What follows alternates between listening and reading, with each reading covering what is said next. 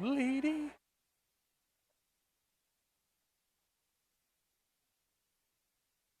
How are you? Good.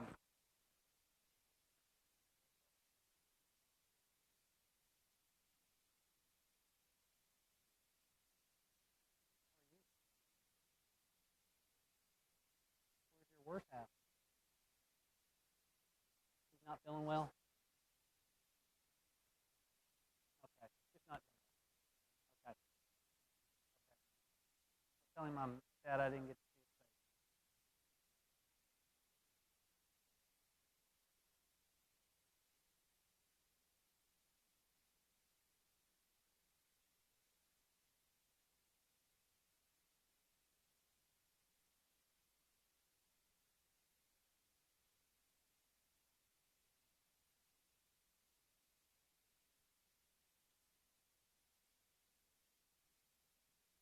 Judges. Yeah. Right before Jude. Judges, Jude. Together. The J section.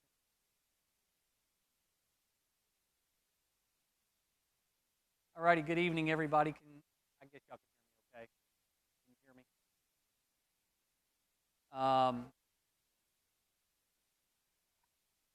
Okay, y'all are a rowdy bunch tonight. Sit down, Mom. Sit down, Mother.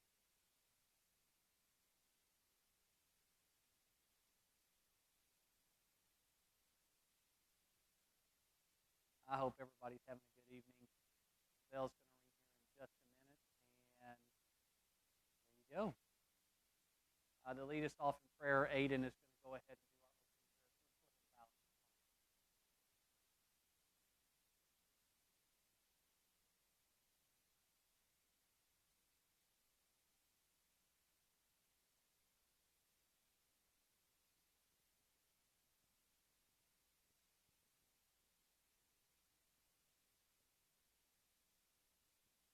Okay, we come to 1 Samuel chapter 15 tonight, and with any bit of luck, we're going to get through 15, 16, and hopefully 17.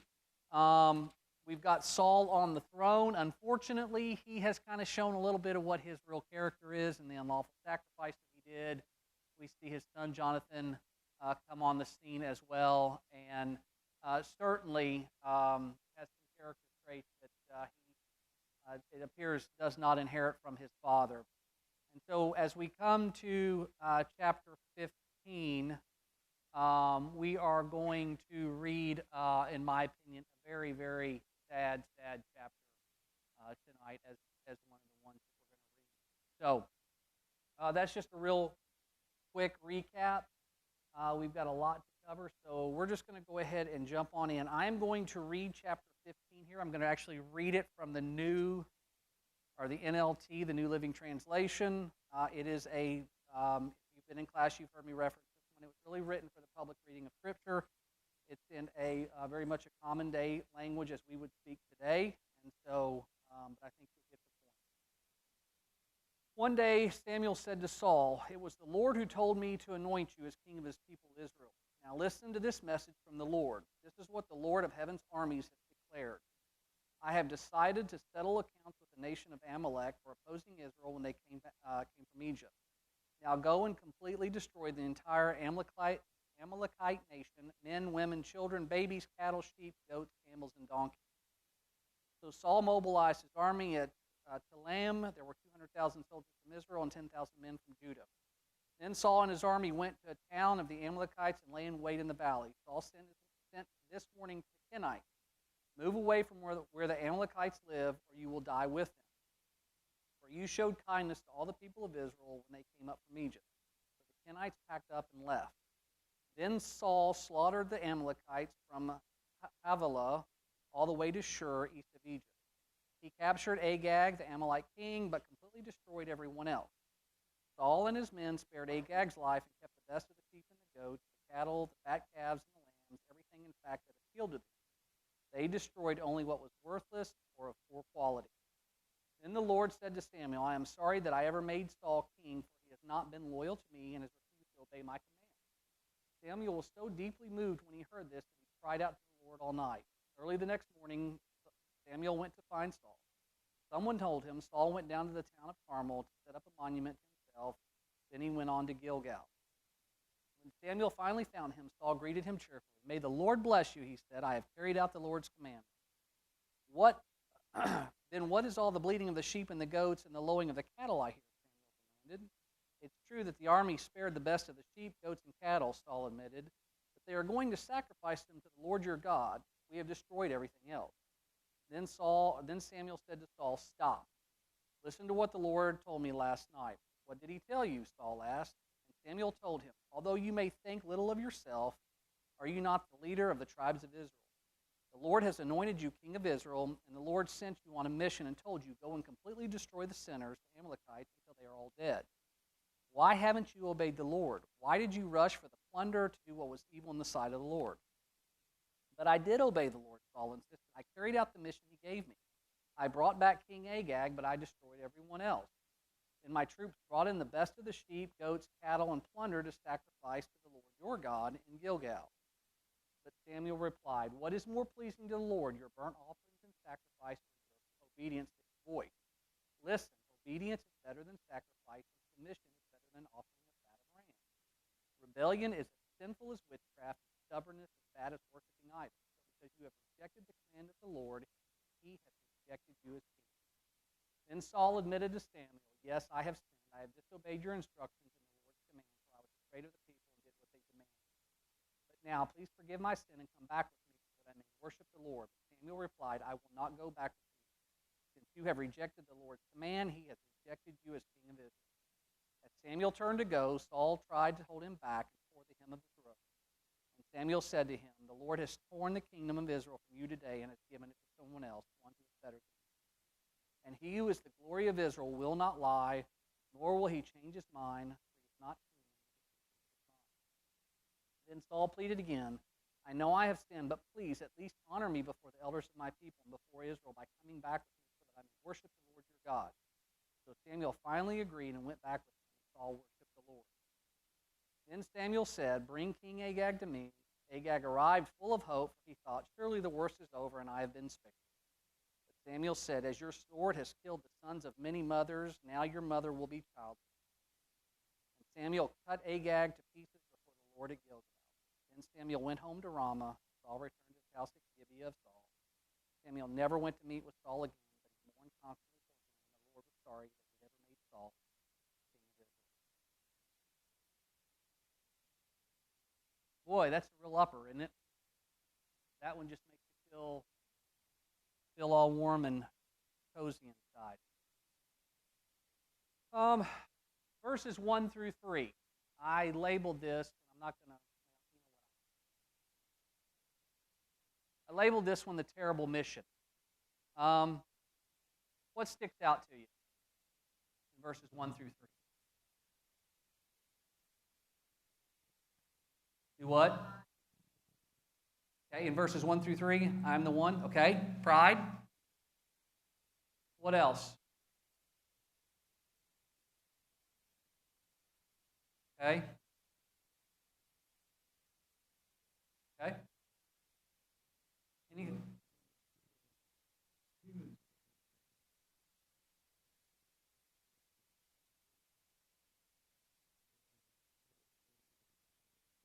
Okay. That. Okay.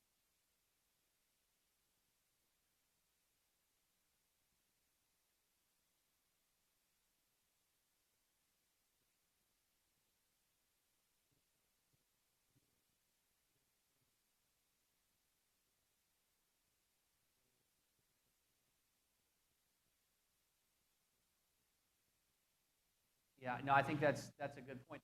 And I also think in that same vein, he is saying, "Hey, listen, this is not from me.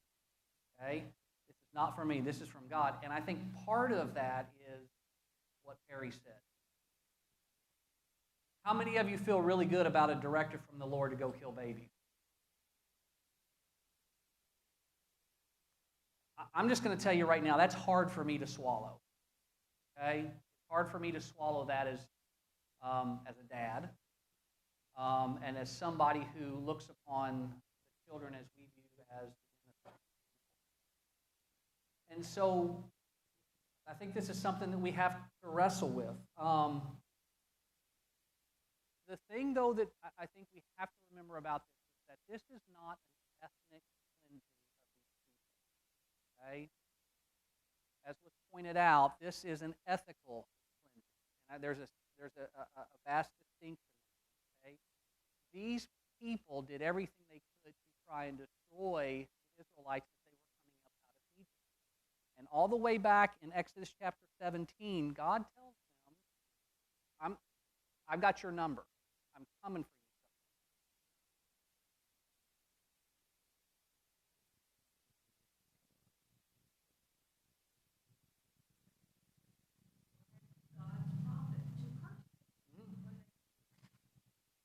And so the takeaway here is, and I'm just going to tell you folks, sometimes we have to look at the sovereignty of God and say, His ways are not my ways and His thoughts are not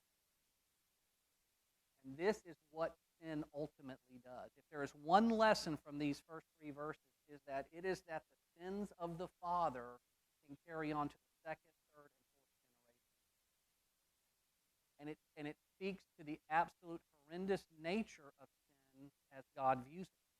Okay, that there is going to be a judgment placed upon people that's going to make us recoil if we had to sit and watch it.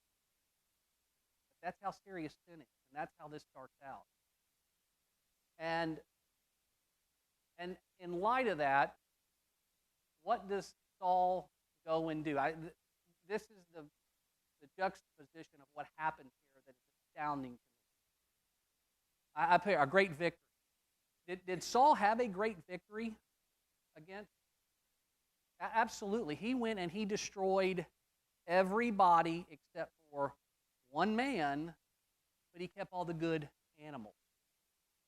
Now think about that. Think about that. He watched the death blow to children, but he went ahead and kept a couple of animals that he thought were better than the children. Do what? And he justifies that. What is it? Sacrifice to the Lord. So that makes everything well, right? One of the things that I had written in here and on the other is that we have to be careful that we don't count our sin under the spirit of devotion. Okay? We do something wrong, but we say, praise be to God. Right? And that's exactly what he's done. So, king is captured, and shortly thereafter, what happens? Who gets wind? Samuel. Okay. First of all, who's he hear it from? Who's Samuel hear it from? God tells him. Okay. Samuel packs up his bags and he heads off to go find him. Finds him at Gilgal. Unfortunately for Saul, Gilgal has not been a very good place. Back in chapter 13, verses 13 and 14, that's where he was told that the kingdom would be taken away from him. So Gilgal doesn't prove to be a good place for Saul. And again, you can see this playing out like the scene in the movie. Samuel comes walking up, and before he gets into the camp, what's he hear? The sheep and the cattle, right? Now, here's the thing I want you to understand. This isn't going to be some isolated, a couple little tribes. How many people were in this battle just on the Israelite side? Do what? 210,000. Okay, that is a significant army. Just to put that into perspective, if I remember, and this is off the top of my head, the U.S. Army, I think we're a little under 1 million soldiers in active duty.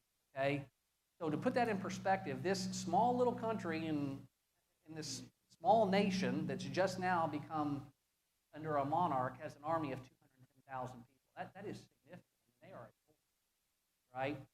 And so from numbers alone, when they went to fight, they were going to fight. And Saul rolls in, and what does or Samuel rolls in, and what does Saul do?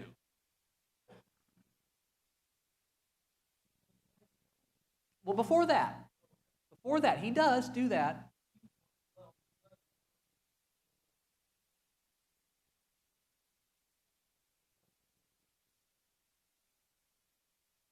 It's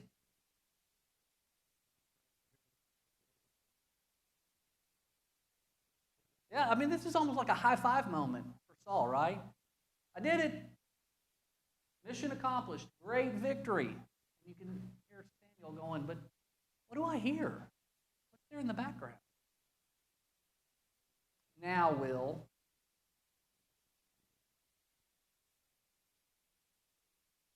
what's he say? Okay. Okay. He says that twice, I think, from my count. We were going to sacrifice these to your God. Your God. Well, there's one of the later verses when he talks about him coming back. He says that I'll go worship the Lord. References it being his God. But it is interesting to me that is the language that is used. That it's your God.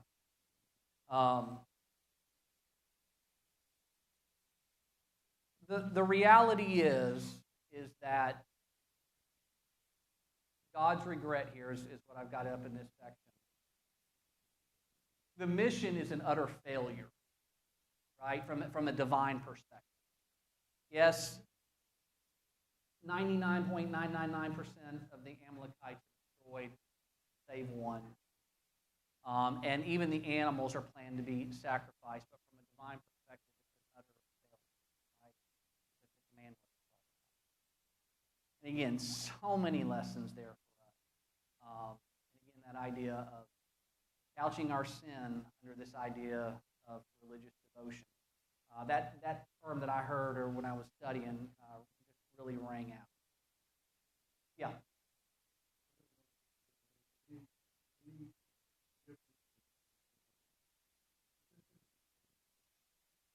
No. No, he's done. Yeah. Yeah, it's his true colors again. He is who he is.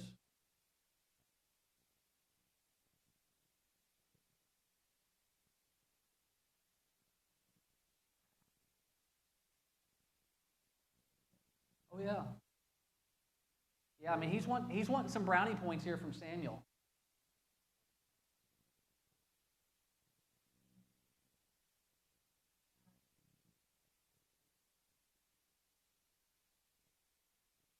Yeah. Yeah, again, it's a tough one for me to get my head around that he can rationalize that, right? Again,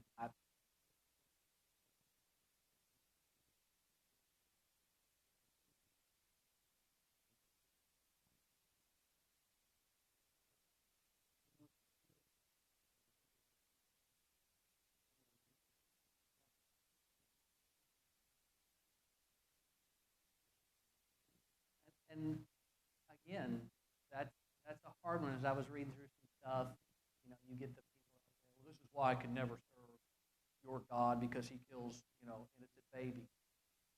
And yet, most of the people that are talking like that are the ones that will rip them from the womb and never think twice. And so, yeah. Anyways, don't want to go off on that diatribe. I saw another. Go ahead, ladies.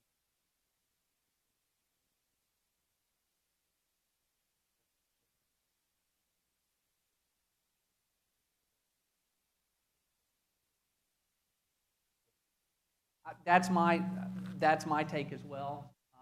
That's how I can walk away from this. Not that God needs me to walk away from being okay, but I believe that those children, they're looking at the face of our Lord, and that's not a bad place to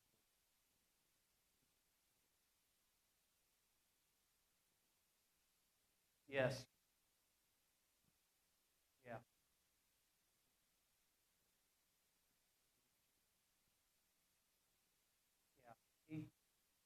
come off the rails for sure. So, Saul, or Samuel turns to go after he just utterly devastates him with what he says in verses. Oh, I'm sorry. Let's move on.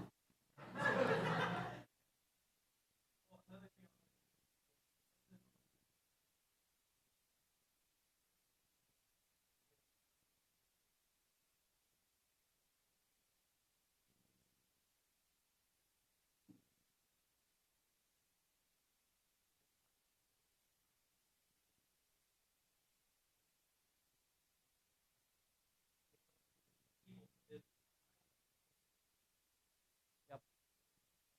What does every good leader do with his or her people when something goes wrong? He takes the blame or she takes the blame.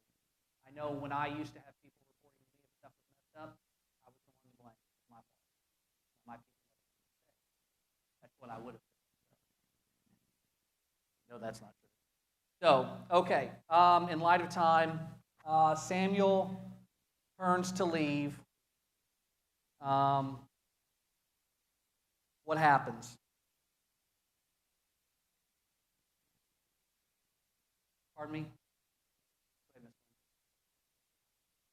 Okay, don't go. And then what happens as he turns to go? This was a movie when he had reached out and grabbed the hem of that robe and tore it. I can imagine the music shrieking.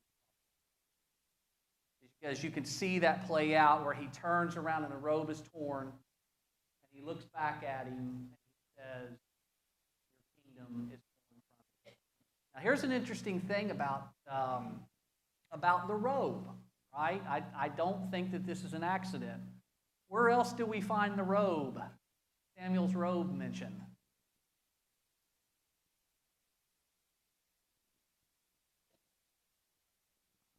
His mama made him a robe every single year. Okay, so we've got his robe that is called out when he is a child. We have the robe here that is torn and pulled.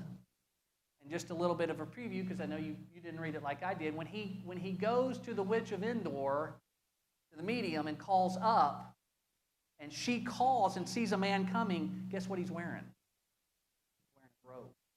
Okay?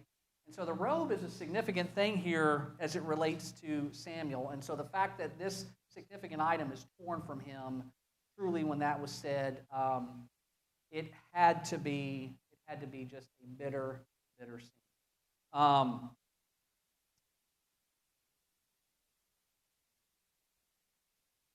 They were.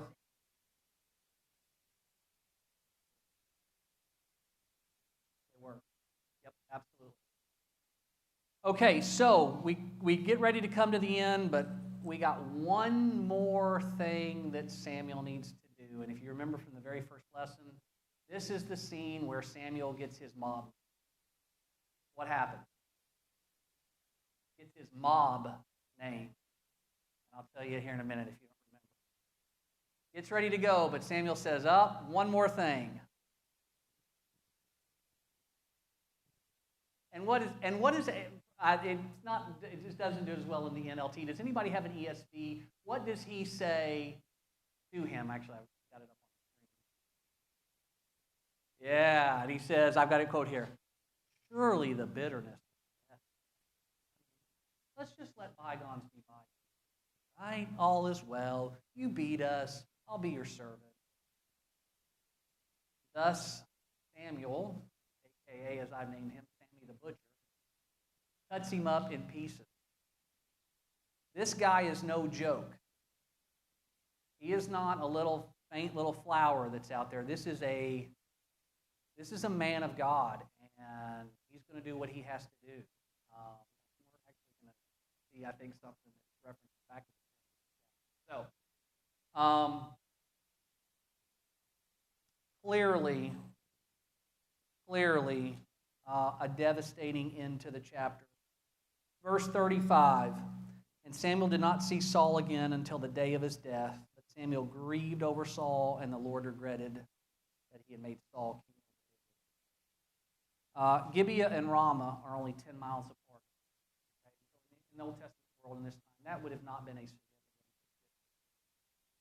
And yet you have here the father figure and his anointed son, who clearly had relations, who Samuel had a vested interest in, never sees him again. To me, this is one of the saddest chapters in all of the Old Testament. Because it started out with so much potential and promise, and this is where we end up. Devastated. Devastated. The king is going to lose his throne. He's eventually going to lose his life. We have a rift that goes on here, and now we're going to get to nothing but infighting and everything. Devastated. I saw a hand, Will.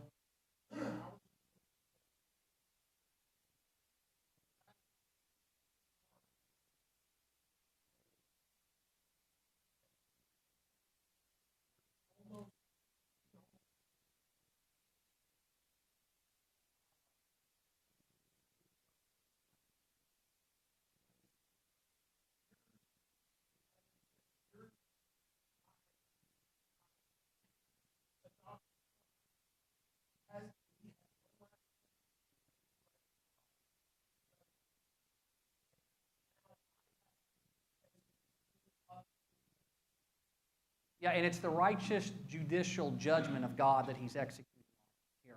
Okay, make no bones about it. That's exactly what this is. This is judicial government being played out by God and his image. Okay, chapter 16, chapter 16. I'm not going to read all this. I think most of us are pretty familiar with this.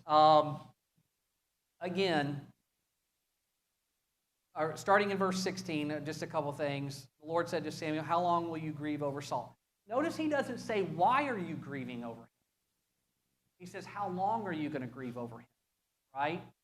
This was something that would have been totally, I guess, expected or normal. And one of the things that I had wrote down here was that what we had here was more than a torn road. Okay, this was more than a torn kingdom. This was a torn heart on the part of Samuel. And clearly he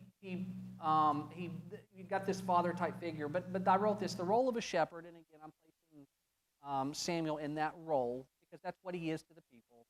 A role of the shepherd is not condemnation, but a grieving role, united in heart and purpose, when those we love stumble and fall. Obviously, that's great wisdom to our leadership, our eldership, our shepherds here. But it should be for all of us, right?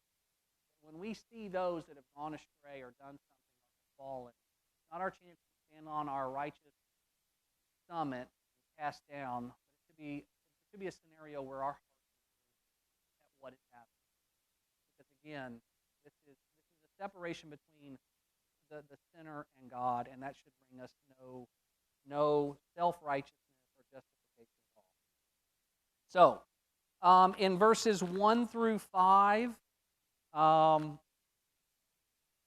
God tells Samuel, all right, I need you to go and we're going to anoint the king. And what does Samuel say there in verse 2? What? I'm sorry, what was it? Why? No, but why? He's going to kill me. He's worried, right? So clearly he's perceptive enough to know what's going on here, right? The battle lines have been drawn. And God tells him, go ahead and take a sacrifice with you and go on and we'll do that. Now, I get this verse 4. Samuel did what the Lord commanded and came to Bethlehem. Bethlehem. The elders of the city came to meet him trembling and said, "Do you come peaceably?" They know who Samuel is. Why would they say that? Okay, word's out, Sammy the Butcher's for real, right? And it's like, whoa, we haven't done anything wrong here. Put down the machete. Let's talk this out. And so, who's he go looking for? Jesse. Now, Jesse is going to be the grandson of Ruth and Boaz, who are from the town of Bethlehem, who the lineage of David goes through. And 1,000 years later, who comes to be? There is something, and this is the kind of stuff that I find amazing. Bethlehem was this big, abounding metropolis, right? Little bitty tiny thing. Micah 5:2. But you, O Bethlehem, who are too little to be among the clans of Judah, from you shall come forth from me one who is ruler. And so we find here that it comes on the stage in a significant way. They go, Jesse brings out the son, and who do they parade out first? The eldest one. And Samuel says what? No, Samuel says, that's the one. Look at him. Probably tall, big, and handsome. Sound familiar? Tall, right? And so even Samuel, who, as I would say, as righteous of a man as he is, he might be himself a little bit caught up in the outward appearance. And he looks like a king. He's the oldest. The next one. Nope. The next one. They go through this. And then finally, it's, hey, Jesse, is this all you got? And who's left? Mr. David. Smells like goats and sheep because he's out tending the flock. And they bring him in, and he's the one. And what does God say to Samuel here in verse 7? Do not look on his appearance or on the height of his stature, because I have rejected him. This is again going back to the first one. For the Lord sees not as a man sees. Man looks on the outward appearance, but the Lord looks at the heart. We hear the idea that David is a man after God's own heart. And on the surface, we view that as somebody who has the heart for God. When I was studying, one of the interesting things that was pointed out here quoted from a quote was that maybe in looking at that, a way that we could say that is a man after God's own choosing. There's a couple fellows out there that did that. And so I thought that was interesting because I think we inevitably, when we talk about David and he's a man after God's own heart, what do we say? Yeah, he committed murder and he committed adultery, and yet he was still a man after God's own heart. And we kind of scratch our head at that. And I think that a man after God's own choosing helps to establish some of that, right? It doesn't take away from who David is or that idea on the surface. But it also, God is saying, I'm going to look after what my heart wants, regardless of their heart. His character is going to be looking for somebody's life.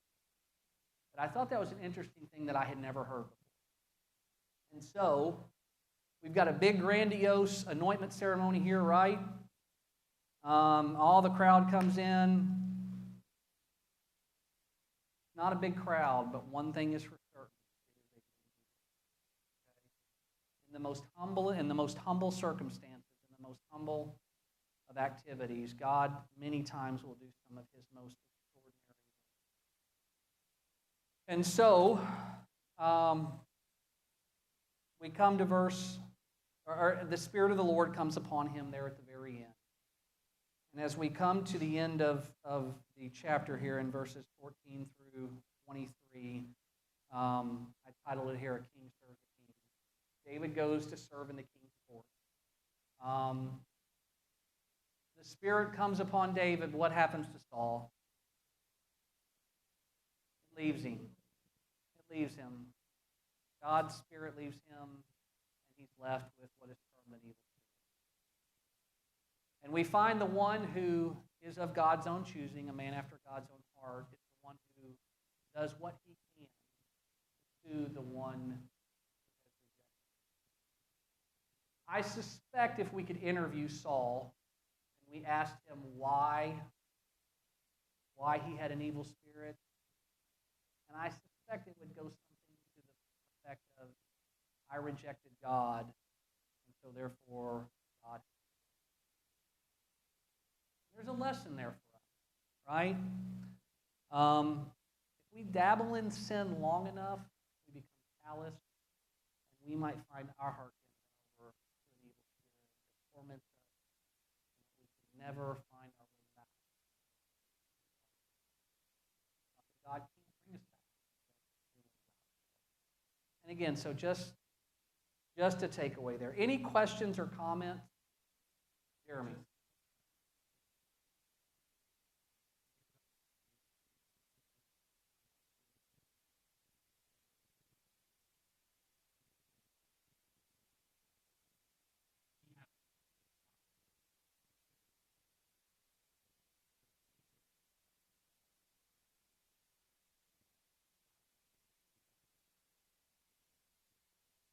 Yeah, I agree, and I actually have there a contrast David with Saul when he was confronted by Nathan.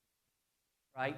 It's the same scenario. Samuel confronts Saul, and he even says, "I sinned," but he doesn't do anything about it. David, when confronted with his, there was a change of heart. He wanted reconciliation, truly wanted reconciliation, and so therefore that speaks to the heart of God. And so, not all is lost. Hopefully we have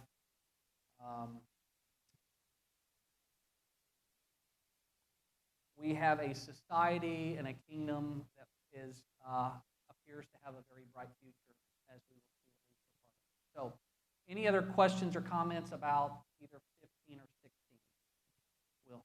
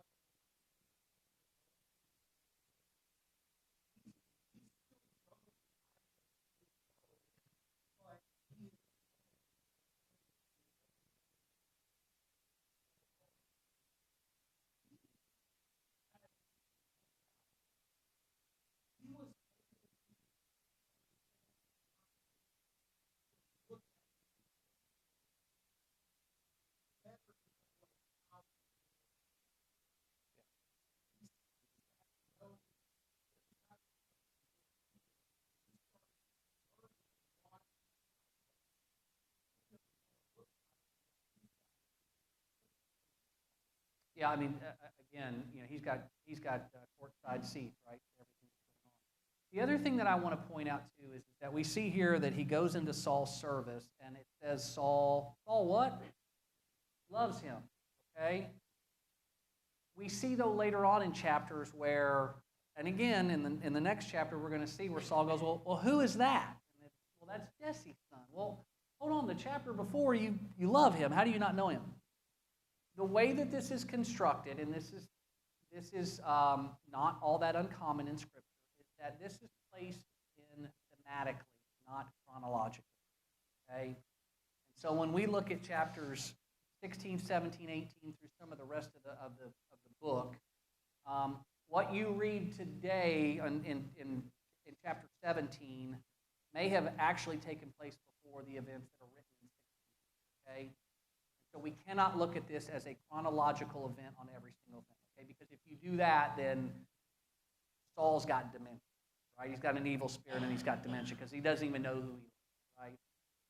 So just, again, remember that. Thematically, not always chronologically.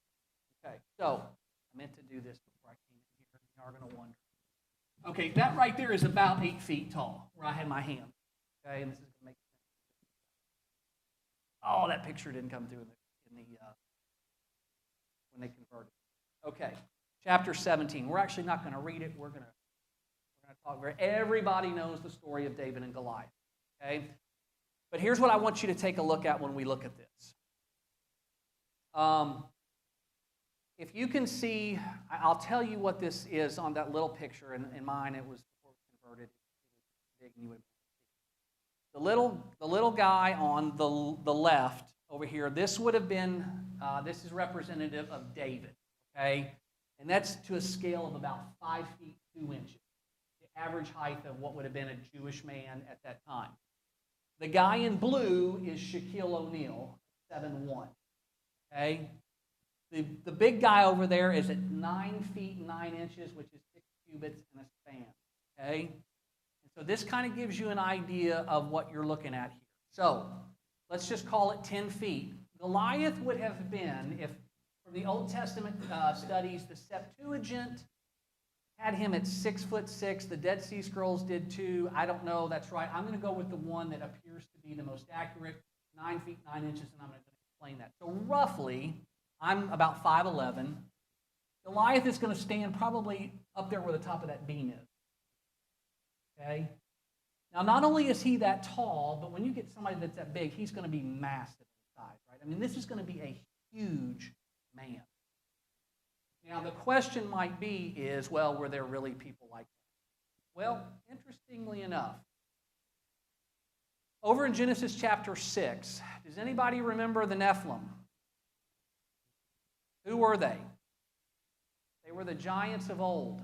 Okay, they had a descendant whose name was Anak, A-N-A-K.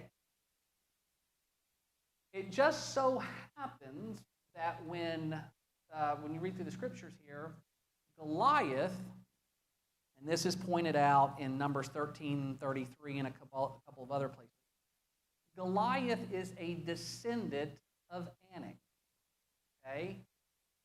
And so it is very likely that Goliath wasn't the only guy that may have been this size.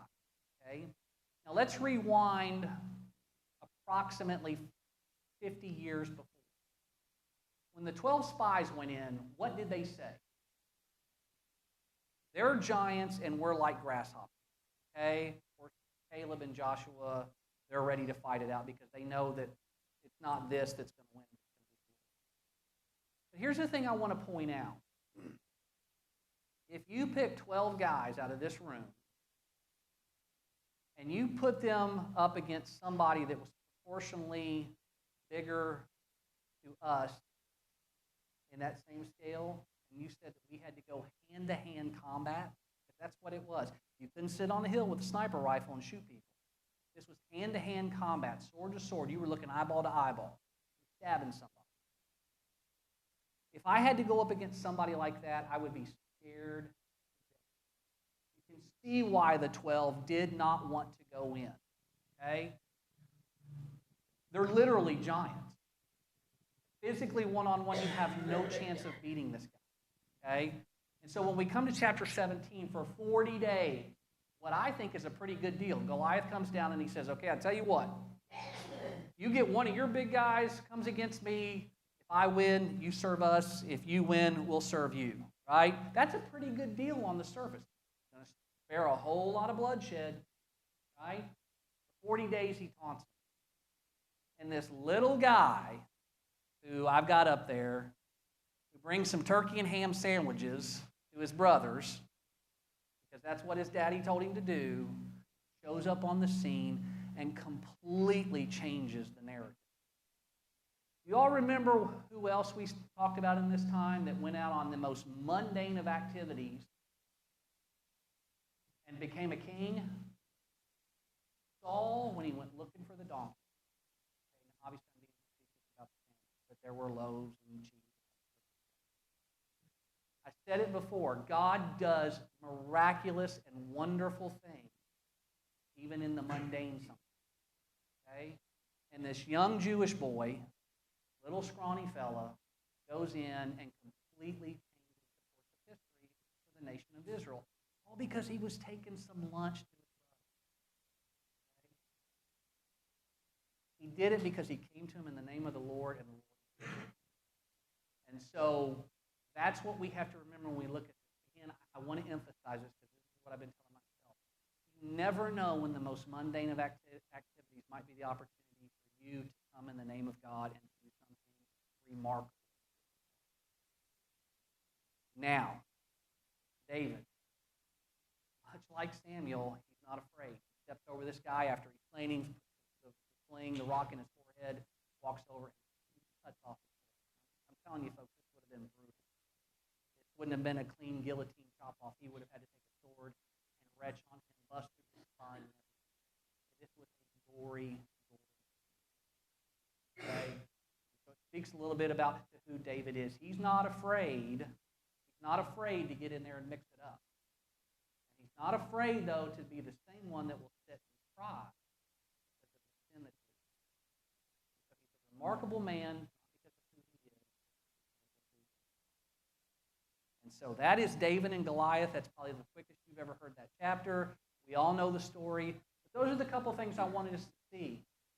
He was facing a true giant. And so let's just remember, we're going to face giants in our life. Who are we going to depend upon to help us get through? So we're out of time. I appreciate everybody's comments tonight. I'll be on again next Wednesday.